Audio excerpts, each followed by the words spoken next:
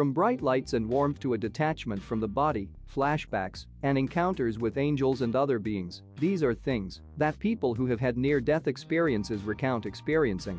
What's more, people who have had these experiences report that their experience was not dreamlike, nor was it a hallucination, but instead more real than real life itself. To many people, near-death experiences are just hard to believe. Yet, these experiences are too numerous and well-documented to be completely fabricated. Clearly, near-death experiences are interesting as well as scientifically intriguing. Plus, with advances in medical skills and technologies, doctors are now able to bring people back from the brink of death even more frequently. So, it seems plausible that there would be a rise in accounts of near-death experiences.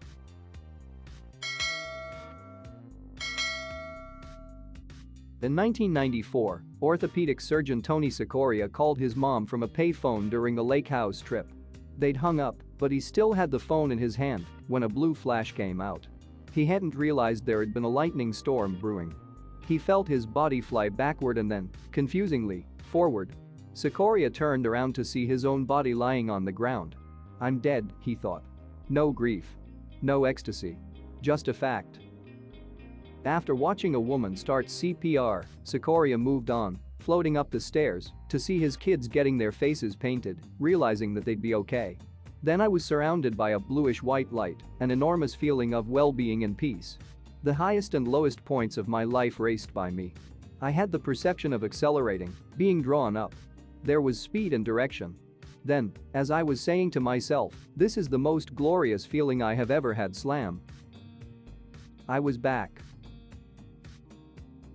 After a 4-year battle with lymphatic cancer, Anita Moorjani slipped into a coma in 2006. Doctors were sure it was the end, not realizing that in her near-death state, she still had a consciousness. Initially, she felt like she was floating above her body with 360-degree peripheral vision of the hospital room and beyond, she told Today. She couldn't see her late father himself, but she did feel his presence, and he had a message for her. He said that "I've gone as far as I can, and if I go any further, I won't be able to turn back," she said. "But I felt I didn't want to turn back because it was so beautiful. It was just incredible because, for the first time, all the pain had gone. All the discomfort had gone. All the fear was gone. I just felt so incredible. And I felt as though I was enveloped in this feeling of just love. Unconditional love." About 30 hours after falling into a coma, Moorjani flickered back into consciousness. 2 days later, her organs started to regain function and the tumors started shrinking. Now she's cancer-free and is a public speaker and author of books like "What If This Is Heaven?" When actress Jane Seymour was shooting the 1988 film Onassis, she went into anaphylactic shock when her bronchitis antibiotics were injected into a vein instead of a muscle. "I had the vision of seeing a white light and looking down, and seeing myself in this bedroom with a nurse frantically trying to save my life and jabbing injections in me, and I'm calmly watching this whole thing," she told the Omaha World Herald in 2016. She later added to HuffPost how the experience had changed her. "I remember looking down at this body that was mine, realizing I wasn't in it, and I totally grasped the concept that your body is really a vehicle," she said. "You need to service it like a car." One 4-year-old girl was in the hospital with a high-grade fever that had caused hallucinations, vomiting, and fever when she felt her toes reach the foot of the bed. She opened her eyes to see herself lying on a gurney before her non-body started to rise up out of the building. "I began browsing through time," she writes. "I later detailed things that occurred before I could even talk. As I kept ascending, I felt at peace. There were no questions or unknowns. Time wrapped in on itself. There was no past, present, or future as we see it here.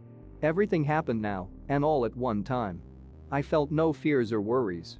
I began drifting towards a beautiful light, and I wanted to touch it. Suddenly there was a pop. It felt like I was attached to a cord when someone grabbed it and jerked me down." About 20 years ago, orthopedic surgeon Mary C. Neal almost drowned while kayaking in Chile, and her heart stopped for more than half an hour. "Soon after leaving my body, I was greeted by a group of beings who were simultaneously familiar and unfamiliar. This may sound strange, but I felt nothing but peace and happiness in their company. When I was separated from my physical body, I was simultaneously aware of what was happening in heaven and what was unfolding on the riverbank where I had drowned. I thought about my husband and my children, my parents and siblings, and not at all about my work or other earthly worries. The great majority of more than 1,000 near-death experiencers believed that their experiences were definitely real. The surveyed included many physicians, scientists, attorneys, and nurses. These findings suggest that, for the majority of us who have not personally experienced an NDE, we should be very cautious about labeling NDEs as unreal. Given that such a high percentage consider their experiences to be definitely real, it would be reasonable to accept their assessment of the reality of their personal experience. Thank you guys so much for watching. And as always, I would love to hear your comments and ideas below. If you have enjoyed today's video, please to subscribe and remember to click the like button. Stay with us and have a great day.